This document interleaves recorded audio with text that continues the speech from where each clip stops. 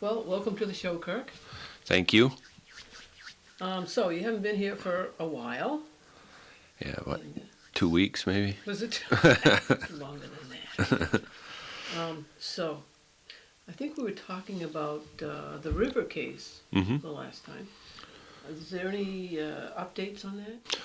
Yeah, so there's been a lot of activity in the appeal process in the last few months. Some interesting stuff has taken place. The tribe, I think, was really put in a position from that decision to not have a lot of choices, but to appeal some of that decision that was extremely confusing. As you know, they talked a lot about our sustenance fishing rights, and then we're just really unclear in the decision where that leaves us with hunting, trapping, taking of wildlife, and the associated authorities, more importantly, around the protection of the sustenance resources. So the tribe appealed on those bases, and ironically, the state and the interveners have cross appealed in the case. Basically, and it's not a huge surprise, but I think that they base their appeal on two different subjects, and one is they're challenging the federal government in the case. Which, What? I don't. well, It's like what's interesting we should be is, challenging their standing in the case. well, this is the thing.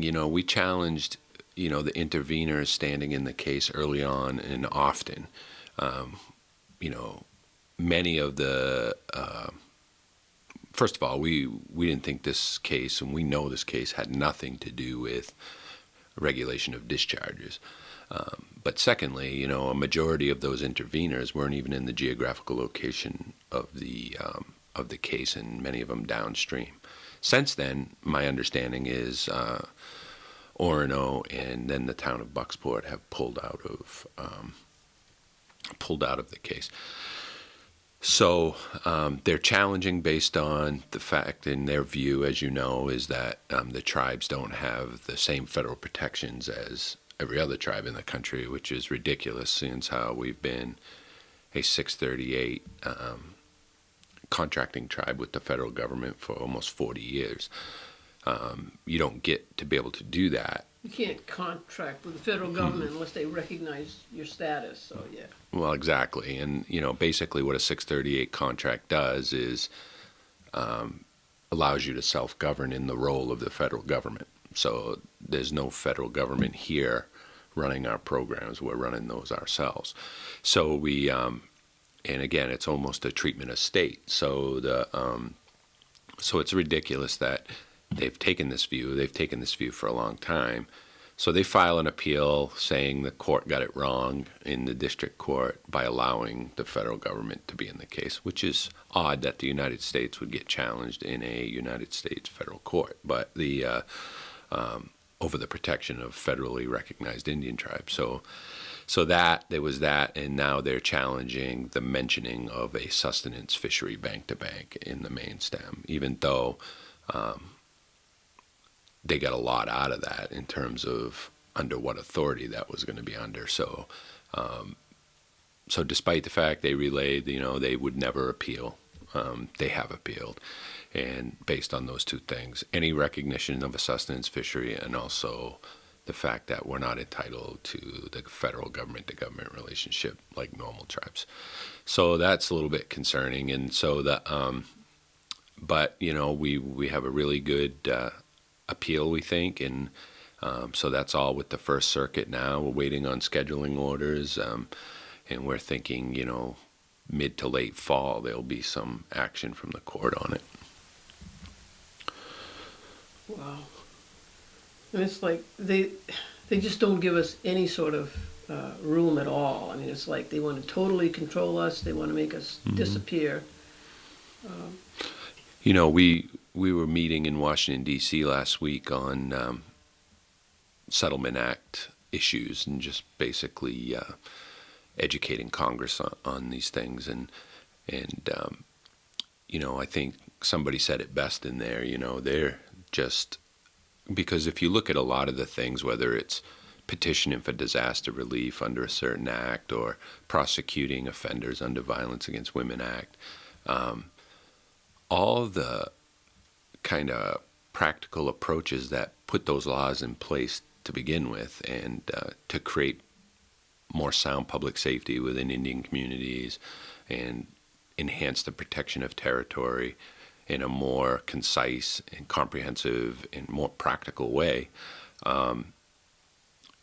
Those things are even getting opposed for no reason really, except, they don't want, all it can really be about is they don't want us getting our nose under that tent. And I think they feel like if we start to exercise jurisdiction that they feel we don't have, then, it's going to parlay into all of this other stuff, which is ridiculous. But I think you're right. I mean, they don't want any recognition of any special tribal rights. Or any tribal rights. Well, that's it. You know? And these are just, and you're right, these are just normal tribal self-governing rights to protect culture against a whole host of history, but also to enhance the tribes economically or whatever it is. So these are very normal practices in most places in the country. So you have to wonder what the reasoning is, and a lot of this stuff is just to say no. I mean, so there's no good reason for the tribes not to be supported in a lot of these efforts. Well, in my way of thinking about this, I almost think it borders on civil rights issues. Well, there are, and those are one of the things we're talking about with people, is there certainly is an equal protection issue, and there is, we know that after one evaluation from the international community, I mean, human rights violations come up a lot. And so when you basically say in a river case that we're going to remove you from that cultural practice, and which is so core to the cultural identity of the tribe, I mean, that's a cultural termination action. And, somehow some of that can fit into the definition of genocide. And so when you, and in the modern era with fancy attorneys and courts and all of that, it doesn't look as dirty as genocide of the past, but it is clearly has the same effect when you take away the ability of a tribe to remain a tribe for future generations. So I think, these are very serious things, and we're going to keep highlighting it and working through the court system as long as it takes to try to get some resolution. And we think, that a more in-depth look into the Settlement Act in general is going to reveal that this is an unintended result of what we're living under today. I mean, I think we all agree that there was an agreement, whether we agree with the agreement or not. There was a Settlement Act, but I think no one agrees that, the tribe just carte blanche gave up their authority to regulate their territory and to protect their culture. And this was evident by the in-depth discussion around internal tribal matters, which I don't think these issues get any more internal to the tribe. I mean, this issue is probably more internal to the tribe than any other issue you'd face, right? These cultural-based issues, but yet they fight that it's not, and they bring in all of these moving parts, landowners up and down the river, mills and economics and all of that stuff, and they start saying there's so much effect outside the reservation that it's not internal to the tribe. And so the only way that they can get really us away from our inherent authority in the river is to say the river's not the reservation, and to also say that these issues aren't internal to the tribe.